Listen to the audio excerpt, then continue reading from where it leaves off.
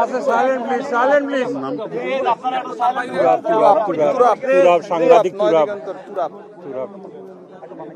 সুপ্রিয় সাংবাদিক ভাইরা, আপনারা জানেন এক ভয়ানক স্বৈরাচার বিগত 16-17 বছর এদেশের জনগণের ঘাড়ের উপর সওয়ার হয়েছিল।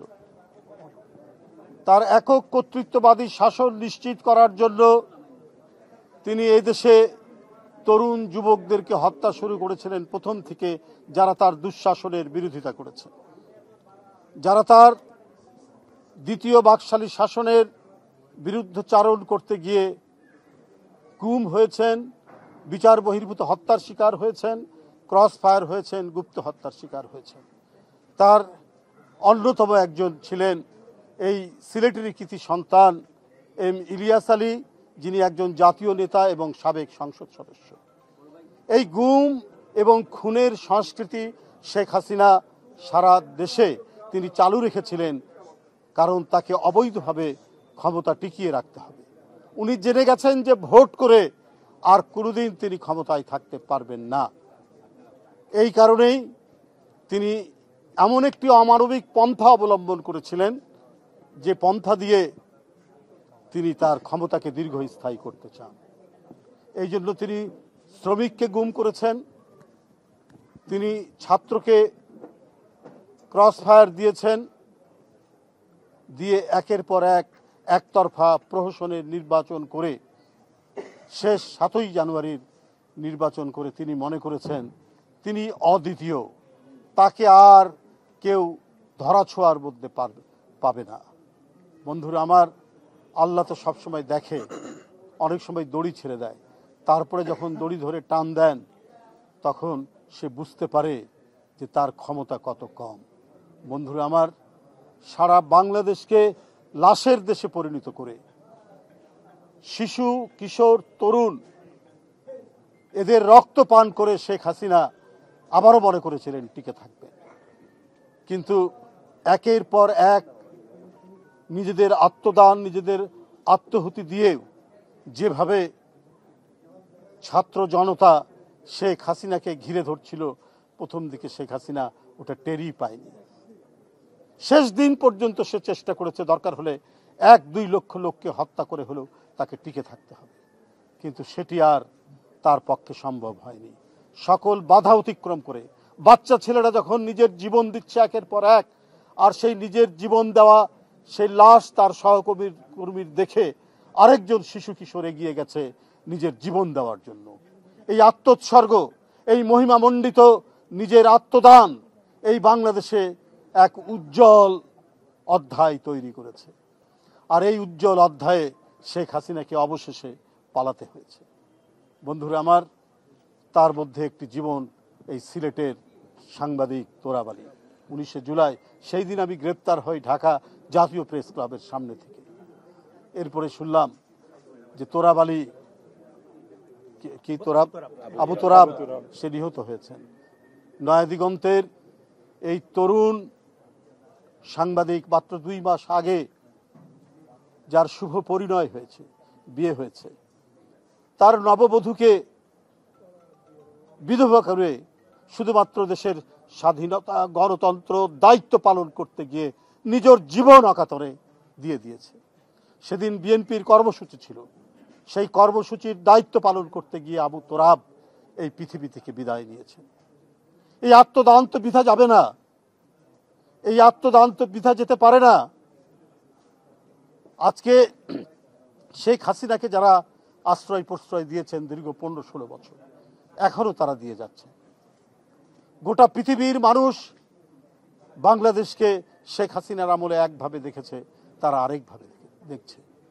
বারবার বলা হয়েছে বাংলাদেশের মানুষ কি মানুষ না? দেখা মাত্রই সীমান্তে আপনি গুলি করে হত্যা করেন, আপনি ঠাকুরগাঁর বালিয়াডাঙ্গিতে গুলি করে জয়ন্ত কুমারকে হত্যা করলেন কয়েকদিন আগে। 1 সেপ্টেম্বর এই বৃহত্তর সিলেট জেলার মৌলভীবাজারে স্বর্ণা দাস তাকে গুলি করে হত্যা করলেন। বাংলাদেশে যদি আওয়ামী লীগ বিএনপির মধ্যে কোথাও কখনো মারামারি হয়, তখন আওয়ামী লীগের কোনো নেতা, তার নাম যদি ধনঞ্জয় হয়, তার নাম যদি সুকুমার হয়, এইটাকে দিল্লি এবং ভারতের বিভিন্ন পলিসি মেকাররা সাম্প্রদায়িক দাঙ্গার খেতাব দেন। আজকে যে বাংলাদেশি নাগরিক জয়ন্ত এবং স্বর্ণা দাসকে আপনার বিএসএফ গুলি করে হত্যা করলো, এটা কি বলে আপনারা এটার নাম দেবেন? এটা এখন কি বলবেন আপনারা? এখন তার পরিচয় সে বাংলাদেশি, বেআইনিভাবে সীমান্ত পার হচ্ছিল। বন্ধুরা, বাংলাদেশি মানুষের পাখির মতো মেরে ফেলার অধিকার ভারত রাখে, কিন্তু বাংলাদেশ থেকে শিশু কিশোরের ঘাতক, অপরাধী এবং হাজার লক্ষ কোটি চোরেরা দিল্লি পুনর্বাসন করে, দিল্লি তাদেরকে পুনর্বাসন করে। আর সীমান্তে বাংলাদেশিদের দেখা মাত্রই, সে হিন্দু হোক, মুসলমান হোক, বৌদ্ধ হোক, তার বেঁচে থাকার অধিকার নেই। তাই সাংবাদিক বন্ধুরা, আজকে আমরা বাংলাদেশের চারিদিকে এমন এক পরিস্থিতির মধ্যে, যে পরিস্থিতিতে বাংলাদেশের স্বাধীনতা সার্বভৌমত্বকে কবজার মধ্যে রাখতে চায়, মুঠোর মধ্যে রাখতে চায়। ওরা আমাদের বাইরে যাবে কেন? যা বলবো আমরা তাই করবে, আমরা যাকে যেভাবে স্বীকৃতি দিব বাংলাদেশ তাই করবে। শেখ হাসিনা সেটাই মেনে নিয়েছিলেন, কারণ উনি নিজের জনগণকে কৃতদাস হিসাবে রাখতে চান তার ক্ষমতার জন্য। আর এটার গ্যারান্টি পেয়েছিলেন দিল্লির কাছ থেকে। এই দিল্লির কাছ থেকে গ্যারান্টি নিয়েই শেখ হাসিনা ক্ষমতায় থাকতে চেয়েছেন। বাংলাদেশে মানুষের যে নির্বাচন, ভোটের অধিকার, তার বেঁচে থাকার অধিকার, এগুলো সমস্ত কিছু পদদলিত করে তোরা যে যা বলিস ভাই, আমার সোনার ক্ষমতা চাই, আমার সোনার হরিণ চাই, এটাই ছিল শেখ হাসিনার নীতি। আর এই নীতি তিনি বাস্তবায়ন করেছেন রক্তাক্ত পন্থায়, বর্বরচিত পন্থায়। তাই বন্ধুরা আমার, এই 5ই আগস্ট পর্যন্ত, জুলাইয়ের গণহত্যা 5ই আগস্ট পর্যন্ত যেটা চলেছে, এটা একটা অনেক বড় আত্মত্যাগ। এই আত্মত্যাগের মধ্যে দিয়ে আমরা দ্বিতীয় স্বাধীনতা লাভ করেছি। এই স্বাধীনতাকে সুসংহত করতে হলে আজকে যারা অন্তর্বর্তীকালীন শাসকরা যারা আছেন, তাদেরকে আরো বেশি দায়িত্বশীল হয়ে কোনো দিক থেকে কোনোভাবেই এই পরাজিত ঘাতকদের কোনো কীট পতঙ্গ যাতে মাথা চাড়া দিতে না পারে সেটা দেখতে হবে। কারণ ওরা হলো দেশের শত্রু, ওরা এই দেশের মানুষের শত্রু, ওরা গণতন্ত্রের শত্রু। তাই ওরা যদি মাথা চাড়া দেয় তাহলে এই দেশের অস্তিত্ব থাকবে না। কিন্তু তাদের অনুচররা আছে এখনো প্রশাসনে, এখনো বিভিন্ন জায়গায়, তাদের অনেক কালো টাকা, সেই কালো টাকা তারা পাচার করেছে। আবার কিছু দেশের মধ্যে তারা অস্থিরতা সৃষ্টি করার জন্য কাজ করে যাচ্ছে। এই যে আপনি দেখেছেন কিছুদিন ধরে যে গার্মেন্টসে অস্থিরতা, এই গার্মেন্টস অস্থিরতার মধ্যে ধরা যারা পড়ছে এখন পর্যন্ত অনেকেই হচ্ছে যুবলীগ, আওয়ামী লীগের লোক। আপনারা গণমাধ্যমে দেখুন, আপনারা তো সবাই গণমাধ্যমের মানুষ। তার মানে কি চক্রান্ত হচ্ছে? এটা কথার কথা নয়, এটা বাগড়ম্বর নয়, এটা সত্যিকার আপনার ঘটনা, এটা প্রকৃত ঘটনা। এই টাকা নিয়ে নানাভাবে অস্থিরতা তৈরি করার চেষ্টা করা হচ্ছে। তাই আমি অন্তর্বর্তীকালীন সরকারকে বলবো যে আপনারা সতর্ক হন। এত বড় আত্মত্যাগের মধ্যে দিয়ে যে বিজয় আমরা অর্জন করেছি, সেই অর্জনকে ব্যর্থ করার জন্য নানা চেষ্টা প্রচেষ্টা চলছে। তাই জনগণের ক্ষমতা জনগণের হাতে দ্রুত ফিরিয়ে দেওয়ার জন্য যে সংস্কারগুলো দ্রুত সম্পন্ন করা দরকার, সেটি করে রাজনৈতিক দল যাদেরকে জনগণ পছন্দ করবে, তারা যাতে ক্ষমতায় এসে সুচারুভাবে দেশ পরিচালনা এবং গণতন্ত্রের যে ধারাবাহিকতা, এবং আমরা যে কথাগুলি বলেছি শেখ হাসিনার বিরুদ্ধে, এবং যেটার আমরা ভুক্তভোগী, আইনের শাসন নিশ্চিত করতে হবে, বিচার বিভাগের স্বাধীনতা নিশ্চিত করতে হবে, সংবাদপত্রের স্বাধীনতা নিশ্চিত করতে হবে। কেউ সত্য লিখতে গিয়ে যেন ডিজিটাল নিরাপত্তা আইনের সেই কালাকানুনের শিকার হয়ে কারাগারে থাকতে না হয়, সেই প্রচেষ্টা নিতে হবে। এখনো পর্যন্ত ডিজিটাল নিরাপত্তা আইন বাতিল করা হয়নি কেন? এটা তো অত্যন্ত নিষ্ঠুর আইন তৈরি করা হয়েছিল কণ্ঠস্বরের উপর আপনার তরবারি রাখার জন্য। আমি নিজে বারবার অনেকবার কারাগারে গেছি, দেখি এই আইনে অনেক সাংবাদিক, অনেক মুক্ত চিন্তার যুবকরা কারাগারে তারা দিন যাপন করছেন মাসের পর মাস। খাদিজা একটা স্বাধীন মত প্রকাশ করতেন, পোস্ট দিতেন ফেসবুকে, একটা ইউনিভার্সিটির ছাত্রী, সে প্রায় 12-13 মাস কারাগারের মধ্যে থেকেছে। তো ডিজিটাল নিরাপত্তা আইন কেন এখনো বাতিল করা হচ্ছে না? আপনার বিদ্যুৎকে লোপাট করার জন্য বিদ্যুতের কোটি কোটি টাকা তারা বিদেশে পাচার করবেন, হাজার হাজার কোটি টাকা। এই জন্য তারা আরেকটি কালো আইন করেছিলেন, বিদ্যুতের একটা ইনডিমনিটি বিল। তো এই কালো আইন এখন পর্যন্ত বাতিল করা হচ্ছে না কেন? এটা তো অন্তর্বর্তী যে সরকার, অন্তর্বর্তীকালীন যে সরকার, তার তো দায়িত্ব। প্রথমে আপনি যে সংস্কার করবেন, কোথার থেকে করবেন? যদি কেউ মিথ্যা লেখে, কেউ যদি কুৎসা রটায়, তার জন্য তো প্রচলিত আইন আছে, সেই আইনকে আপডেট করা যেতে পারে। কিন্তু যে কালো আইন দিয়ে অসংখ্য মুক্ত চিন্তার মানুষকে কারাগারে পাঠিয়েছিল শেখ হাসিনা, সেই আইন এখনো থাকবে কেন? সেটাই হলো আমাদের বক্তব্য। আপনার বিদ্যুৎকে হরিলুট করার জন্য যে ইনডিমনিটি বিল, সেটা এখনো থাকবে কেন? এই সমস্ত জিনিসগুলো দ্রুত গতিতে আজকে সেটা বাতিল করে জনগণ যেটি চায়, এবং জনগণ যাতে নিশ্চিন্তে মুক্তভাবে পুলিশের ভয় ছাড়া, গোয়েন্দা পুলিশের ভয় ছাড়া নির্বিঘ্নে তারা যাতে তাদের মত প্রকাশ করতে পারে, সেই ব্যবস্থাটার তো সূচনা করতে হবে এই অন্তর্বর্তীকালীন সরকারকে। তো সুতরাং এখনো অনেক কাজ বাকি আছে, কিন্তু বেশি দেরি করলে এটা সবার জন্য, আপনাদের জন্য সেটা মঙ্গলজনক হবে না। এবং ওই ভিতরে যে চালের মধ্যে, ভাতের মধ্যে যে কালো কীটগুলো আছে, এটা খুব দ্রুত এগুলোকে বেছে না ফেললে পরে এটাও কিন্তু অন্তর্বর্তীকালীন সরকার এবং গণতান্ত্রিক শক্তির জন্য এটা একটা অশুভ বার্তা নিয়ে আসবে।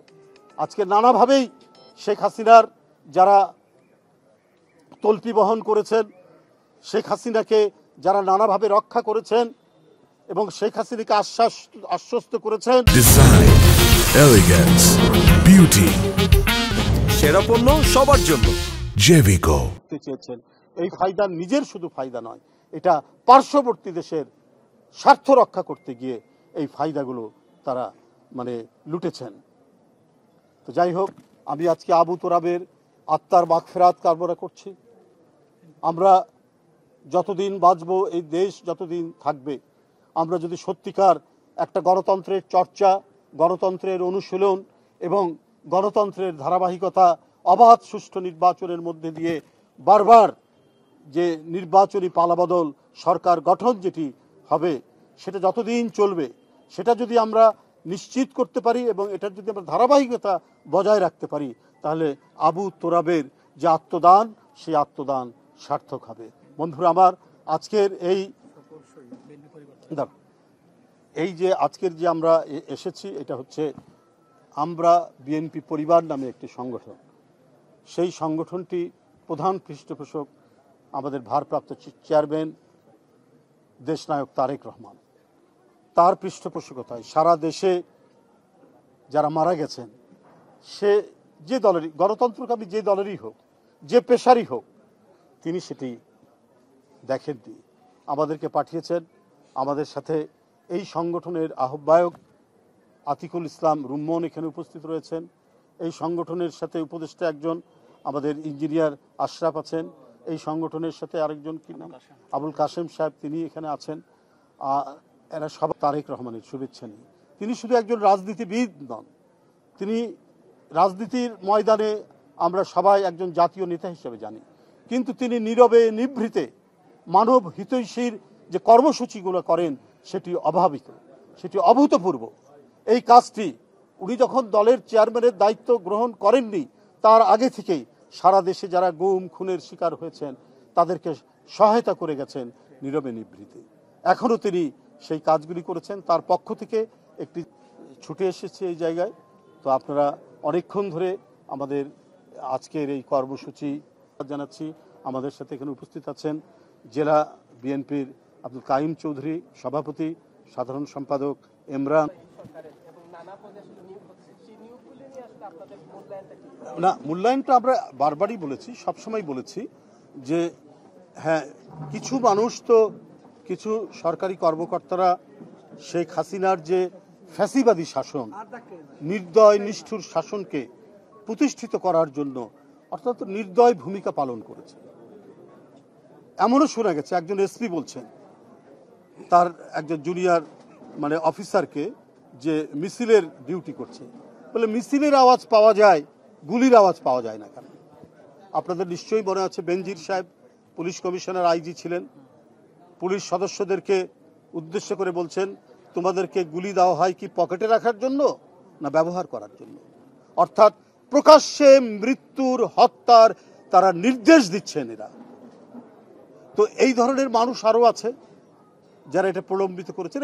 এই আন্দোলন, জুলাইয়ের যে গণহত্যা 5ই আগস্ট পর্যন্ত যেটা ঘটিয়েছে, আপনার রংপুরের এক ওসি তার একজন কর্মকর্তাকে বলছে যে তোরা যদি গুলি না করিস আমরা তোকে গুলি করব। তার একজন দারোগা সাব ইন্সপেক্টরকে বলছে ইন্সপেক্টর বা ওসি। তো এই কথাগুলোর মধ্যে দিয়ে আওয়ামী ফ্যাসিবাদের বিভৎস চেহারাটা আপনারা প্রত্যেকেই উপলব্ধি করতে পারি। তো এই লোকগুলো যদি এখনো প্রশাসনে থাকে তো এরা তো স্যাবোটেজ করবে, এরা তো অন্তর্ঘাতমূলক কাজ করবে। এটা তো আমাদের বুঝতে হবে। আমরা যে সব অফিসারই যে খারাপ এবং সব আওয়ামী মনা যদি কিছু অফিসার থাকে তারা যদি নিরপেক্ষ থাকতো, তারা যদি নিরপেক্ষ থাকে এরকম প্রমাণ পাওয়া যায়, তাদের কেন ক্ষতি করবে? কিন্তু যারা প্রকাশ্যে বিভিন্ন জায়গায় রক্তপাত ঘটিয়েছে এবং একটা প্রচন্ড ভীতির সৃষ্টি করেছে যে হাসিনার বিরুদ্ধে কথা বললেই হয় গুম হবে ইলিয়াস আলীর মতো, না হলে তাকে চিরদিনের জন্য পৃথিবী থেকে সরে যেতে হবে। তো এই কর্মকর্তারা তো বিভিন্ন জায়গায় আছে, তো তাদেরকে চিহ্নিত করে তাদেরকে বিচারের আওতায় নিয়ে আসে শাস্তি দেওয়া হোক। আর তাছাড়া অন্যদের প্রতি যাদের এই ধরনের কোনো অভিযোগ নাই তাদের প্রতি তো আমরা কিছু বলছি না বা কেউ কিছু বলছি না। এইটা অন্তর্বর্তীকালীন সরকারকে দেখা উচিত। না হলে এদের আছে প্রচুর টাকা, এক বেনজির যদি কয়েক হাজার কোটি টাকা নিয়ে যেতে পারে, আরও কিছু পুলিশ কর্মকর্তা আমরা শুনেছি যে তারা হাজার হাজার কোটি টাকা নিয়ে গেছে। যারা নিয়ে যেতে পারেনি এই টাকাগুলো তো এই সরকারের বিরুদ্ধে ব্যবহার করবে, গণতান্ত্রিক রাজনৈতিক দলগুলোর বিরুদ্ধে ব্যবহার করে সমাজে একটা অস্থিরতা তৈরি করবে। ধন্যবাদ।